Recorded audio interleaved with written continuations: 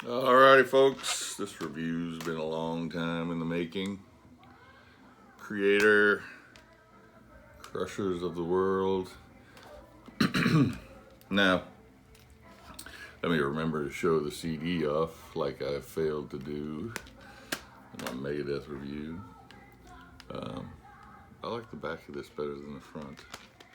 The front looks okay on the vinyl versions that I've seen, but it's kind of all jammed in there together, kind of a mess on the CD version. So it would add a little more color to that one back there. I think that would have made a better cover, in my opinion. So yeah, it's just 16th studio album from these German thrash veterans. So yeah, I've never been the biggest Kreator guy. Just one of those bands I never got around to, never spent much time with. And I did see them in 2022 with Merciful Fate. Thought they put on a great show. I never did get around to getting Hate Uber Alice, but when this was coming out, I was like, well, let me check it out. I think I checked out 2 singles. I can't remember which ones they are. Probably the first 2 tracks on the album.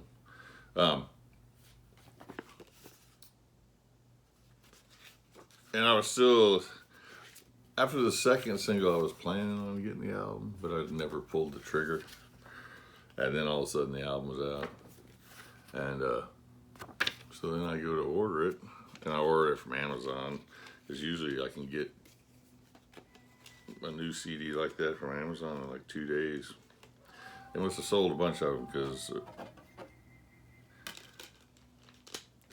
originally I think they told me it was coming this week or maybe even next week. It did show up earlier than that, but it didn't show up in like 2 days. It still took a week to show up, so I guess that was a pretty good sign. Maybe they're selling quite a few copies. That'd be nice. Yeah, so your first track here is called Seven Serpents. Epic sounding intro. You get some guitar and keyboards in here. A lot more keyboards in this album than I was expecting. Not that there's only a couple of songs where they're fairly overt. A lot of times it's just like in the background, just adding atmosphere. But I was surprised. I think it sounds like they're pretty much on every song, which caught me by surprise a little bit. Speed of light drumming. Dude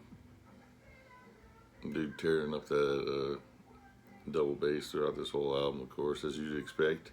Vocals on this track are definitely aggressive, but they're not too extreme. The chorus is simple yet catchy. Plenty of gang chants to go around on this track.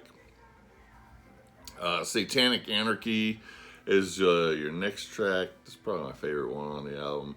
Another crushing riff, but followed by another almost sing-along chorus. Really tasty soloing from both guitar players. Then your title track starts off with this heavy driving riff. Another sing-along chorus. That was another thing that caught me by surprise with this album, is how many of the choruses you could actually kind of sing along to. Get your head bobbing, fist pumping. Pretty simple track, but really memorable. Solos really musical on this one. That was another thing that kind of surprised me with the soloing on this album, is I expected more speed of light solos, kind of like early Slayer. And most of the solos on here are pretty musical. I mean, they did have a couple of those blistering Slayer type guitar solos, but most of them were pretty musical for the most part, really. Tranning Palace is your next track. You do get the pronounced keyboard intro on this one. Then you get the black metal riff that comes in on this one, and it's sounding pretty reminiscent of Cradle of Filth. You even get the black metal vocals on the pre-chorus. Not as screechy as Danny Filth, but they're definitely black metal vocals. Still pretty catchy. Lots of Cradle of Filth influence on this song in my ears. Barbarian's your next track. Straight ahead shredder, balls to the wall. Then you get Blood of Our Blood, which is another thrasher, another good chorus. This one definitely has those blistering Slayer solos on it. Then you get the hard marching chug on Combatants. Vocals delivered with this menacing snarl.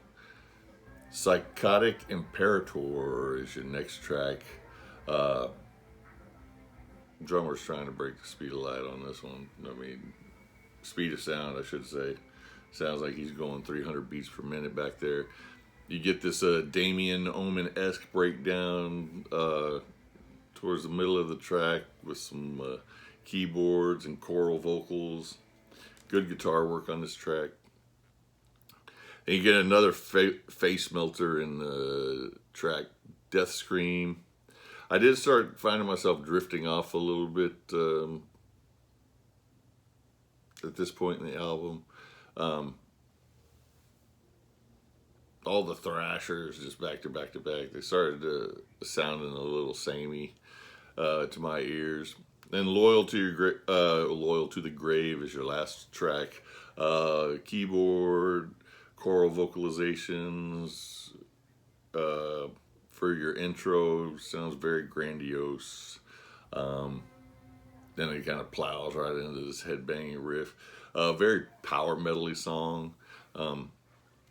Not that that's a bad thing. It was actually a nice break after all the thrashers, the 4 or 5 thrashers in a row that we got. So yeah, I'm going to give this 7.9 out of 10. I think the album started off really strong. Like I said, then it started getting to the midway point, and then we got like 4 or 5 thrashers. But I don't have anything against thrash. I like thrash just fine. I just think all of them back to back to back, they all had the same beats per minute, same type of chugging to the riffs. They all just kind of started blending together, I should say. But yeah, I was really impressed with the album. That was really good. I'd go see them again in concert too, but I don't think that they're